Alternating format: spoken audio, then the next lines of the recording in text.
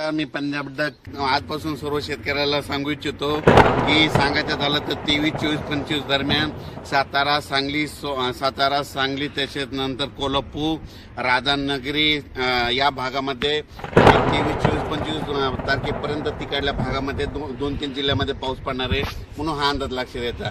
त्याच्यानंतर कर्नाटकमध्ये पाऊस पडणार आहे, तेलंगणाला पडणार आहे। त्याच्यामुळे काय होणार आहे, जे कर्नाटकच्या सीमालगतचे जे भाग आहेत म्हणजे उमरगा झालं, नांदेड झालं, त्याच्यानंतर धर्माबाद झालं, त्याच्यानंतर धाराशिव, जत, मंगसुळी या भागामध्ये पावसाचं सत्र ह्या 5-6 दिवस चालूच राहणार आहे म्हणून हे अंदाज लक्षात यायचा।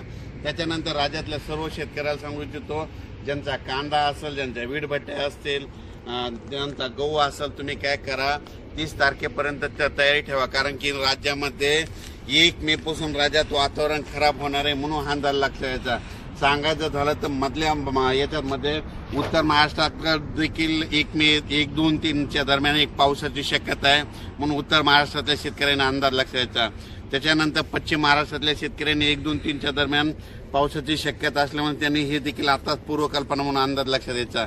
पण नागपूरकडल्या सर्व शेतकऱ्याला सांगू इच्छितो, योगायोगानं मी तुमच्या भागाकडे आहे म्हणून तुम्हाला सांगतो, 30 एप्रिल पासून 1, 2, 3च्या दरम्यान तुमच्या भागाकडे वादळी वाऱ्यासह चंद्रपूर, वर्धा, नागपूर, भंडारा, गोंदिया गारपीट होणार आहे म्हणून तुम्ही तुमचा पिकाची काळजी घ्या। अचानक वातावरणात बदल झाला तर लगेच उद्या मेसेज दिला जाईल। धन्यवाद।